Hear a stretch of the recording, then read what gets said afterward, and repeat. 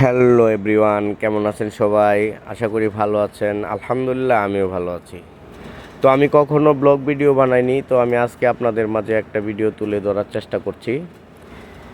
অনেকেরই প্রশ্ন এবং কৌতূহল যে আমি প্রবাসে কী করি। এই যে আমি প্রবাসে, আমি হচ্ছে একজন ওয়েল্ডার। তো আমি একটা গাড়ির কাজ করতেছি। আসলে ওই গাড়িটা হচ্ছে সাধারণত অন্য গাড়ির মতো না, এটা একটু ভিন্ন ভিন্ন প্রকৃতির একটা গাড়ি। এই গাড়িটা সাইজে ছোট, আপনার 5.5 মিটার, 5.5 মিটার বাই 2 মিটার।